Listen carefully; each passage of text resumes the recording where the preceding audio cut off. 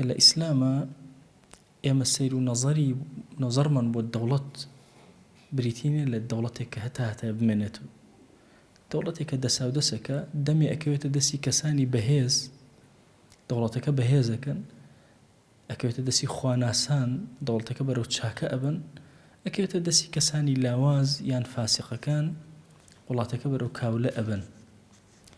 ئێمە لەم بابەتەی ئومەویەکان دەوڵەتێک بۆ خزمەتی ئیسلام ژیانی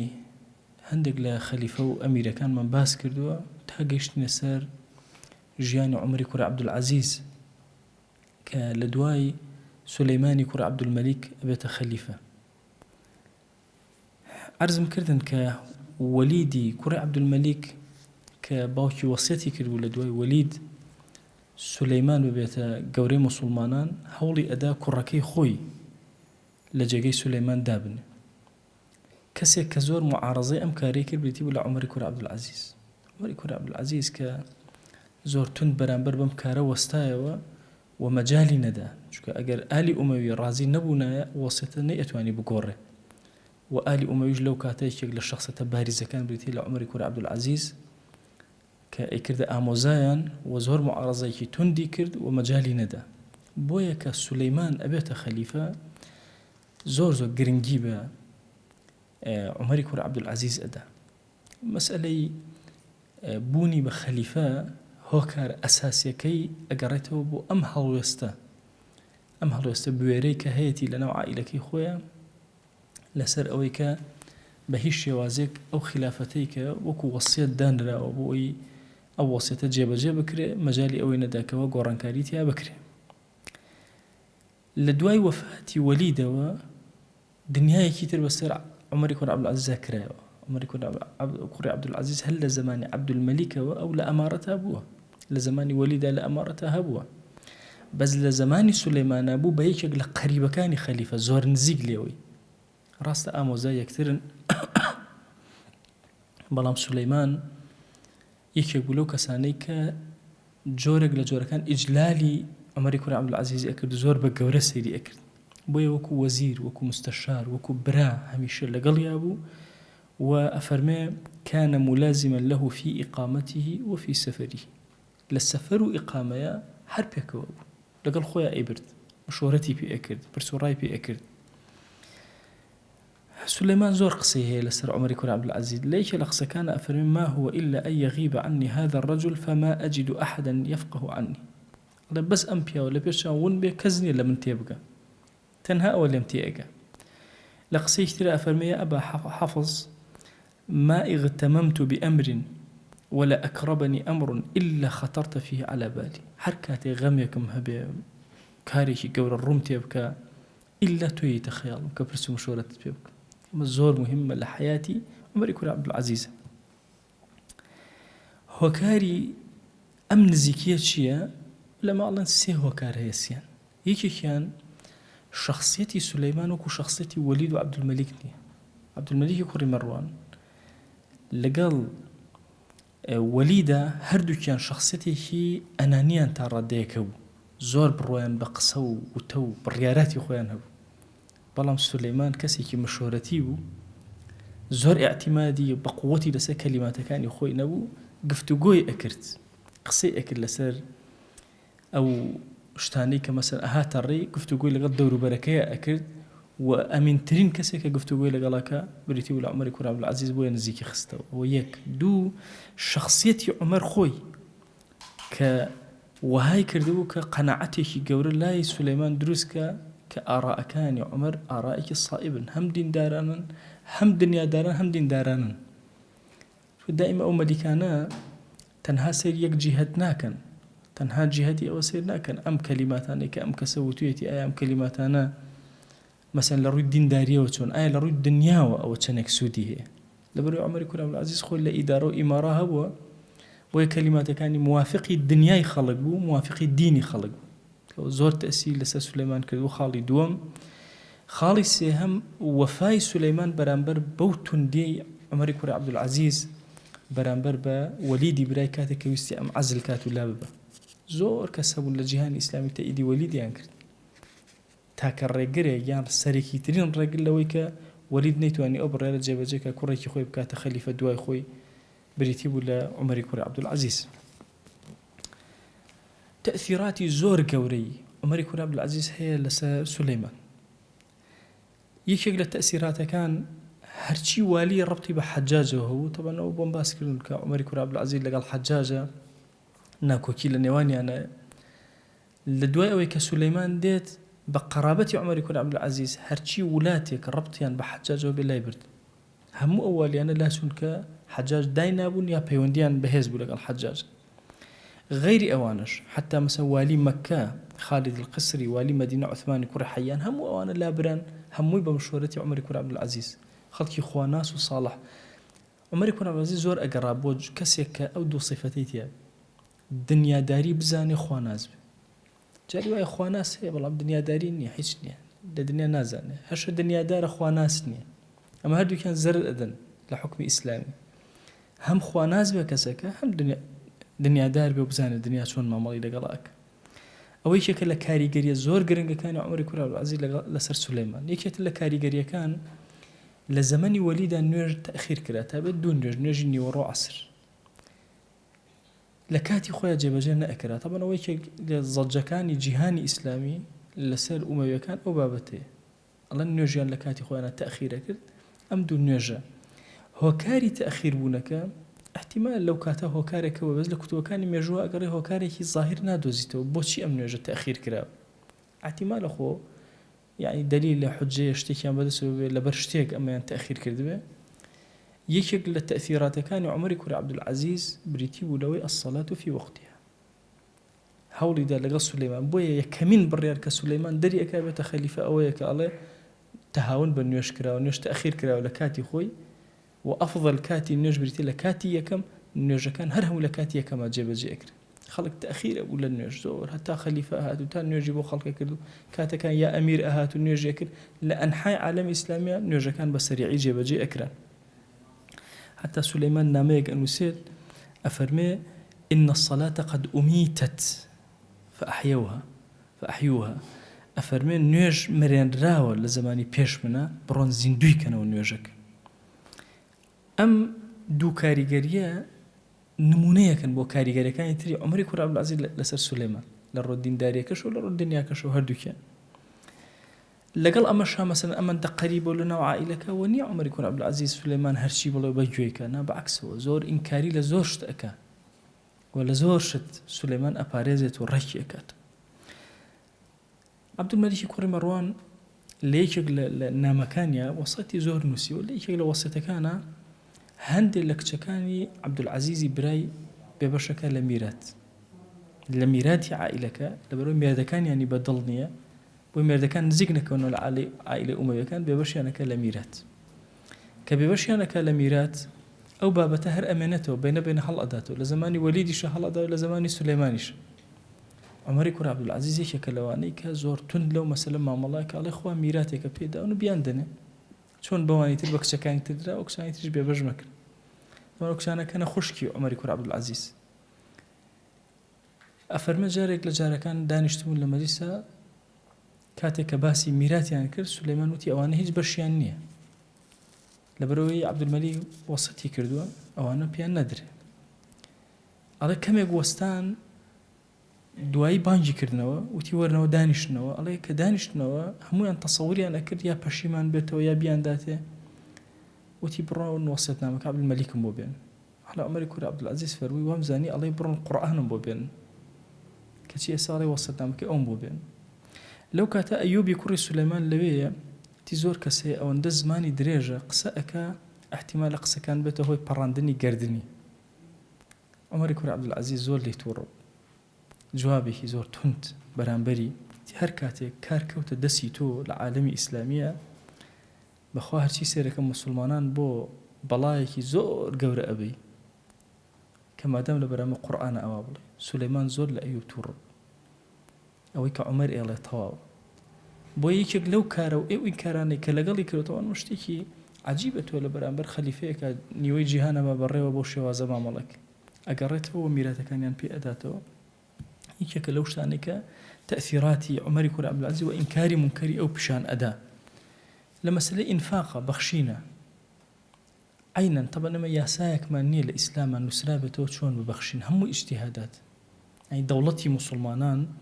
لسر اجتهادات إمام عمر دام أزرا ولا مسألة بخشينا. حتى إما أزانين لسيري في غمرة صلى الله عليه وسلم كاتك يعني كسك هاتوا إيماني هنا وخوش يسمان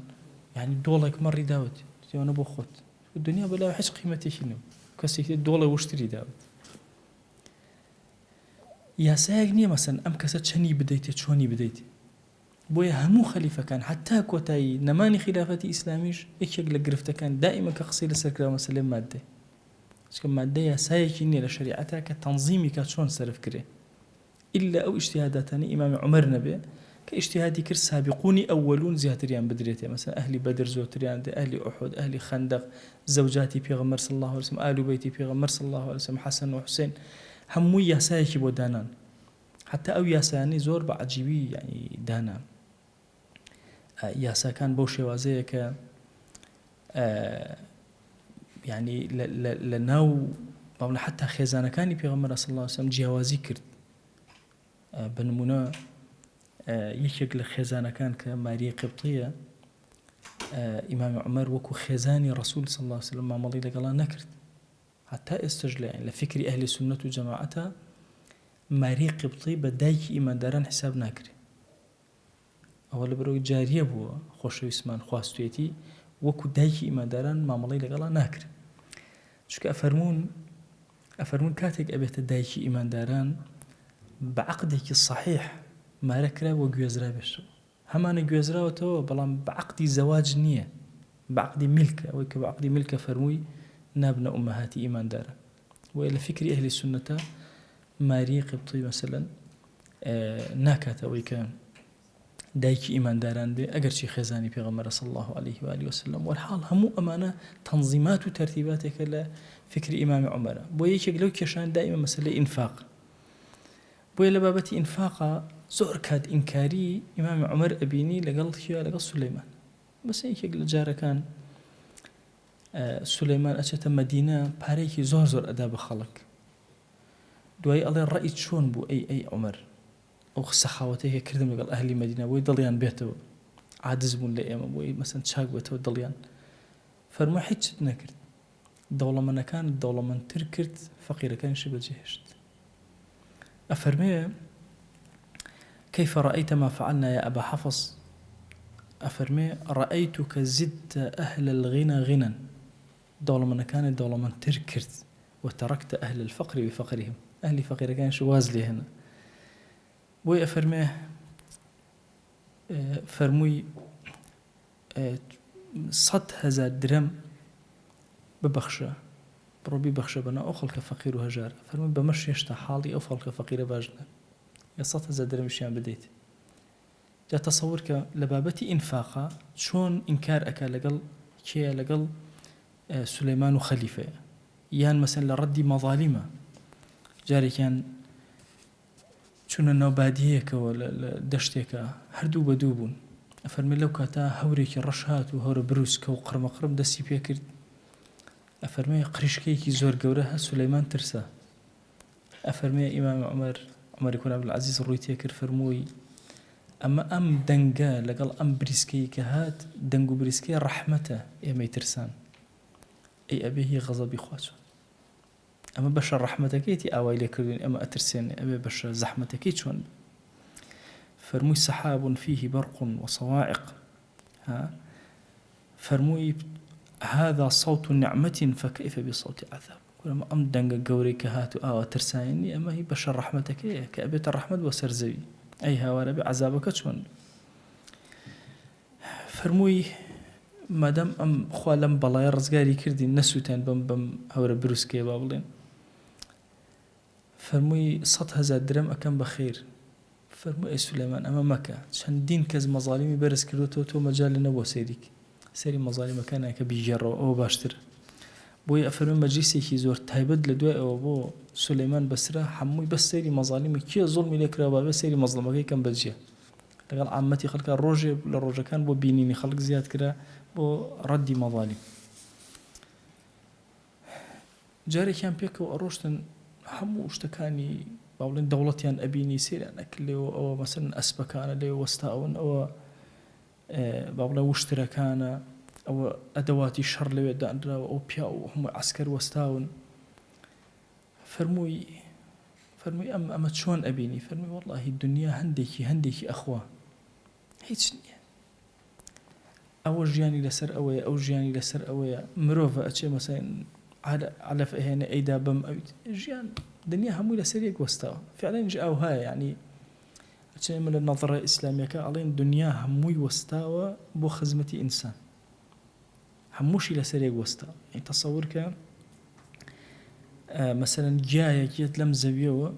باشە ئاوە و مادەی خۆیەتی هەڵێوشە بێتە گیایەکی جوان ئاژەڵە گیە ئەیخوا ئەی کاتە شیر يعني يأكل بعضه بعضا أو يأساكيتي وتي أي سليمان والله الدنيا همي لسريك أجي وأنت المسؤول عليه خواتو يكرو مسؤول قورة بسري أنا هاد جيش تقرو أدا تولى سري محاسبة أكري تولى سري أو أكري أفرم لم كاتقل الرشك هاد غرابك أفرمي هندي خواردن دان رابو خواردني كي هالقرتو بردي الله سليمان زور سري صرماوتي زور عجيب أم خواردني هالقرتو بردي أو أنا فرمووی زۆر سرد لەوە سوڕما وتی زۆر عجایبە خوا ئەزانێ ئەمە بۆ من حازر کرا بەڵام کێ خواردی و ئەوش بۆ کوێبە نازانین بردی فرمووی والله أعجب من ذلك لو أوتر من عرف الله فعصاه كسي خوا بناسي عصياني خواك لو سيرتره من عرف الشيطان فأطاعه لوش سيرتر أو الشيطان بناسي كشن دجمنته إطاعشي كي تشويني كي تبجويكي جارێک تر لە عەرەفەیە پێکەوە بوون ئەفەرمی خەڵکێکی زۆر وەستا بوو ئەڵێ بە سولەیمانی وتی ئەم خەڵکە هەر هەمووی ئەبینی هەر هەمووی ئەوە هەر هەموویان وأنت المسؤول عنهم غدا هەر هەموویان بەیانی لەبەردەم خوایە ڕعەتی تۆن ئەمڕۆ سبەینێ تۆ لەبەردەم خوایە محاسبەکەی لەسەر هەموویان لە ڕوایەتێکە ئەفەرمێ وهم خصماؤك يوم القيامة لە ڕۆژی قیامەت هەموویان خەسمی تۆن هەموویان شکاتیان هەیە شتێکیان بۆ نەکرای بۆیە گەورەداری یەکەو کەسێک کە ئەبێتە گەورەی موسڵمانان یا ڕئیسی دەوڵەت یا هەر شتێک ئەرکی زۆر قورسە لە قیامەتە وقفوهم إنهم مسؤولون ئەنواع پرسیاری ڕوبەڕوو ئەکرێتەوە بۆ ئیمامی عومەر فەرمێ ئەگەر بزنێک قاچی بشکێ لە شوێنەکە یا وڵاخی قاچی هەڵگەڕێ لە بڕووی من ڕێیەکەم بۆ تەخت نەکردو ئەترسم لەوەی خوا محاسبەم بکە و پرسیارم لێکە لە قیامەتە بۆ ڕێگاکەت بۆ چاک نەکرد بۆی ئەرکی دەوڵەتداری ئەرکێکی زۆر قورسە جارێکیان سولەیمان بڕیار ئەدا ئەو کەسانەی کە تەئیدی وەلیدیان کردو بۆ لابردنی ئەم عقوبەیان بدە ئەفەرمێ یەکێک لەو کەسانەی کە تەئیدی کردو بریتی بوو لە زەیدی کوڕی ئیمامی حەسەن ئیمامی حەسەنی کوڕی ئیمامی عەلی زەیدی کوڕی تەئیدی کردو ئەڵێ نامەکە کە ناردبووی بۆ وەلید و موافقاتەکە هەمووی لە لای سولەیمان خەبەری نارد بۆ ئەمیری مەدینە وتی زەید بگرە پرسیاری لێ بکە ئەگەر ئیعترافی کرد سەد داری لێ بدە ئەگەر ئیعترافی نەکرد بیبەرە لای خەبری پێغەمبەر صلی الله علیه وسلم با سوێن بخۆ بەسەرەوەی کە ئەو ئاگای لێنی ڕاز بوو نامەکەی گرتبوو بەڵام تەئکید نەبوو ئایا نامەی ئەوە یان نا کە محاوەرەی کرد و عەزری سولەیمان کە ئەفەرمێ لەم کاتە کە نامەکەی بە ڕەسوولەکە ئەناد عومەری کوڕ عەبدولعەزیز ڕای کرد بە دوای ڕەسوولەکە وتی نەکە ئەو نامە نەبێ زوڵمی تێیە ئەو ئالی پێغەمبەرن صلی الله علیه وسلم ڕایگرەوە بەخۆم ئەچم قسەی لەگەڵاکە ئەڵێ چەند ڕۆژێک ڕەسوولەکە هەر وەستا عومەری کوڕ عەبدولعەزیز ئەچوو ئەهات حتا وەکو سولەیمان نەخۆش کرد هەر لەو نەخۆشیەشە وەفاتەکە دوای عومەر کوڕ عەبدولعەزیز بانگی ئەکاتەوە ئەڵێ کوا ڕەسوولەکە لەبیری ناچێت کە هەیە ئەڵێ قوربان هەر وەستاوم چاوەڕێم ئەکە بزانم تۆ چ بڕیارەکەتی ئەڵێ نامەکەم بدەرێ نامەکە ئەدڕێنێ ئەڵێ وەزی لێ بێن تەئیدی کرد تەئید نەکرد بای ئەوە نییە کە سەد داری لێ بدرێ یعفایکە یەکێک لە زۆر حەسەناتی سولەیمان کە زانایان زۆر وەصف و سەنایان کردو ئەوەیە کە لە دوای خۆی ئەمرێ عومەری کوڕ عەبدولعەزیز ئەکاتە خەلیفە خۆی ئەبوو لە دوای خۆی یا یەکێک لە کوڕەکان یەکێک لە براکانی بکە ئەمە ئامۆزایە ئەولادی عەبدولعەزیز برای عەبدولمەلیک کوڕی مەڕوان بۆ یەکێک لە حەسەناتە زۆر گەورەکانی سولەیمان بریتیە لەمە یەکێک لەو زانایانەی کە زۆر نزیکە لە سولەیمانەوە بریتیە لە ڕەجا طبعا عولەما زۆر وەصفی ڕەجایان کردووە یەکێکە لەو کەسانەی تەغییری جیهانی ئیسلامی کرد بەوەی کە جۆری وەسیەتەکەی بە سولەیمان گۆڕی حتا فەرمە جاری یەکەم وەسیەتێکی نووسی سولەیمان بۆ ئەیوبی کوڕ کە بیکاتە خەلیفە ڕەجا پەشیمانی کرد پەشیمانی ئەم کوڕەکەت مناڵە بە کەڵکی ئەوە نایە کوڕەکەی تریشت دوورە نازانی ئایا ماوە نەماوە نازانی چۆنە حاڵی فەرمووی داودی کوڕت لە منتیقەی قوستنطینیەیە لەوێ خەریکی جەنگ و جیهادە نازانی ئێستا تۆ ماوەتەوە کاتە خەبەر درەنگ هاتوۆتەوە نازانی ماوەیان نەماوە و ئەمیش تریشیان مناڵە ئەڵە چەند جارێک خەڵکی ناو ئەدا و ئەمیش ڕەدی ئەکردەوە هەتا ئەخیرەن قەنەعەتی پێکردکەوە عومەری کوڕ عەبدولعەزیز دابنێ بۆیە حتا لە دانانی عومەری کوڕ عەبدولعەزیزە ئەفەرمێ سولەیمان وتی وەڵڵاهی ئەگەر ئەم دانم ئالی عەبدولمەلیک قبول ناکەن ئەم خلافەتە لە خۆیان دەرچێ بۆیە هاتن زۆر بیریان کردەوە لەگەڵ ڕەجا لە دوای قەراریان داوتیان ئاوا وەسیەتەکە بنووسە کە عومەری کوڕ عەبدولعەزیز خەلیفەیە لە دوای خۆی یەزیدی کوڕ عەبدولمەلیک ئەبێتەوە خەلیفە بۆیە ئەو کێشەیە بۆ عومەر دروست نەبێ فەرمووی ئەیکوژن حتا ڕەجا بە شێوازی ئەوە دوو جار بەیعەت لە بنەماڵەی ئومەویەکان وەرەگرێ بۆی عومەر دابنێ جاری یەکەم لە حەیاتی خۆیە ئەفەرمێن لە حەیاتی خۆیە کە هێشتا مابوو هەموو خزمەکان کۆ کرایەوە پێم وتم ئەم نامەی نووسی و ئەم نامەی لای منە هەمووتان ئەبێ بەیعەت بدەن بەو کەسەی لەم ناوە نووسراوە وەڵێ هەموویان بەیعەتیاندا چون لای سولەیمان وتی هەمووتان بەیعەتتاندا بەوەی کە لەو نامەیە وتی هەمووان بەیعەتماندا لە دوای ئەوەش کە وەفاتی کرد ئەفەرمێ هەموویانی کۆ کردەوە سەرۆکی پۆلیسی ئەو کاتە کە کەعبی کوڕی حامیدی عەنەسیە ئەفەرمێ هێنای فەرمووی ئادەی تەرتیبم بۆ بکە دەوریان بگرە هەر هەموو بۆی ئەوەی لە مەسەلەی ئیطاعەت دەرچوو مەجالی نەدەن هەگەر هەر دەرچوو لە حەدی خۆی تەجاوزی کرد بکوژرێ بۆی ئەمە کێشەی حەل کرێ جارێکی تر بەیعەتیان دایەوە لەسەر ئەوە اینجا ئەفەرمێ دوای ئەوە حتا پێی نەوتن کە مردووە اینجا دوای وتی ئەو مردوو دوو جار بەیعەتی پێ وەرگرت حتا کە بەیعەتەکەی خوێندەوە هیشامی کوڕ عەبدولمەلیک لێوە بۆ هەڵساوەتی قەت بەوە ڕازی نابێ تی والله ئەو مەسئولی شورتە یەکسەر ئەکوژرێ لێرە دەگردن دەدەم وی مەجبور بوون کە هیچ مەجالێکی بۆ نەهێشتنەوە ئەبووە هەر ئیلا ئەویان کردێ بەیعەتیان بدایە بە عومەری کوڕ عەبدولعەزیز بۆیە کاتێکە سبحان الله عومەر ئەبێتە ئەوە لە مزگەوتی دابق طبعا لە ئەوڵێن شام لەوێ وەسیەت نامەکە ئەخوێنرێتەوە ئەفەرمێ لە ڕوایەتەکە کەوتە سەر ئەژنۆ ئینا لله وئینا ئیلەیه ڕاجعون ڕەجا ئەڵێ چەند ڕۆژێک پێش ئەوە گومانی کردبوو زوو ئەهات یەخەی پێ ئەگرتمەوەی کوڕ تۆ نازانی بەشکم ئەگەر ئەزانی منم کاکە با بچم پەشیمانی کەم بەخوا بە من ناکرێ تۆ حەقت نەبێ کەس نازانێ من سڕی ئەمیری ئیمانداران کەشف ناکەم هەتا ئەو کاتە عومەریش ئەزانێ حتا ئەڵێ هیشام دوو سێ جار هاتە لام وتی هەستەکەم ئەم شتە لە بنەماڵەی ئەمە ئێوە بکاتە دەرەوە تۆ چی ئەڵێ چی ئەزانی تی چۆن من سڕی ئەمیری ئیمانداران کەشف بکەم بۆیە کاتێک کە ئەبێتە خەلیفەش بە ئینا لله وئینا ئیلەیه ڕاجعون عومەر دەست پێ ئەکا ئەفەرموون حەسەناتی سولەیمان دوو شتی زۆر گەورەیە سەرەتاکەی نوێژی ڕێککردەوە ئەخیرەکەی خلافەتی داوە عومەری کوڕ عەبدولعەزیز کە ئیبن سیرین و زۆرێک لەوانە وەصفی ئەکەن ئەم حاڵەتەی کە ئەم پیاوە ئەبێتە خەلیفە لە ساڵی 99 هیجرێ واتە عومەری کوڕ عەبدولعەزیز لە ساڵی 99 ئەبێتە خەلیفەی ئیمانداران لەو ساڵی کە سولەیمان وەفاتەکە ئیتر لێرەوە ژیانێکی نوێ بۆ عومەری کوڕی عەبدولعەزیز دەست پێ ئەکا هەموو ئەم گەورە پیاوانە کە لە ڕێڕەوی مێژووی ئومەتی ئیسلامیە هەن خزمەتانێکی زۆر گەورەیان بە دینداری و خواناسی کردووە گەورەی ئیمانداران بوون خەلیفەی ئیمانداران بوون کاری زۆر عەزیمیان کردووە خوا بەهۆی ئەمانەوە عەدالەتی خۆی لەسەر زەویە چەسپاندووە ئێمە ئێستا لەژێر سێبەری ژیانی عومەری کوڕ عەبدولعەزیزە ژیان بەسەر ئەبێن ئەو گەنجەلاوەی کە خوای گەورە هەڵی ئەبژێرێ بۆ خزمەتی دینەکەی بۆ بەرپاکردنی عەدالەت ئەو لاوەی کە عومەری کوڕی خەتاب خەو ئەبینێ لە وەچەی ئەوە کەسێک هەڵ ئەسێت و عەدالەتی خوا لەسەر زەویە جێبەجێ ئەکا ئەوە تا ئێستا بۆتە خەلیفەی ئیمانداران بزانین کارەکانی چین ئیشەکانی چین بەرەو کوێ بەرەو چ ئاقارێک جیهانی ئیسلامی ئەبا ئەوانە هەمووی بابەتانێکن کە پێویستی بەسەر بەوە هەیە کە بوەستین لەسەری بەتایبەتی حیاتی عومەر زیاتر لەسەری بوەستین هەتاوەکو زیاتر چاومان بکرێتەوە لە خزمەت پەیامەشینەکەی ئەوە کە هەندێک لە گەورە پیاوان لە مێژوو نووسان فەرمویانە ئەگەر باسی خلافەی ڕاشید دەکەین ناتوانین باسی عومەری کوڕی عەبدولعەزیز نەکەین چونکە کە ئەنەما بەشێکە لەوان لەسەر منهاج و منوالی ئەوان ئەچێ بەڕێوە داواکەین لە ذاتی پاکی پەروەردگار یا ربی خۆیە ڕەحمەت و بەزەی خۆت بەسەرمانە ببارێنە یا ربی خۆیە لە تەواوی گوناهەکانمان ببورە گوناهانێ بە ئاشکرا کردومان عەفومان کە گوناهانێ بە پەنهان کردومان عەفومان کە گوناهانێ نەمانزانی کردمان عەفومان کە گوناهانێ زانیمان و زیادەڕەویمان کرد خۆیە عەفومان کە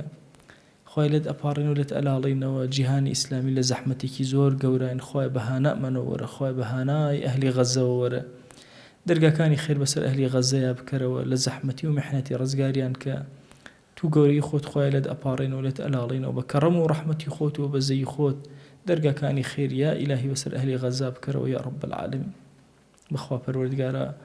ئەگر و ئاسنی جیهانیان هەموو بەسەر داباراندن خۆیە ئاو نانیان لێگرتوونەتەوە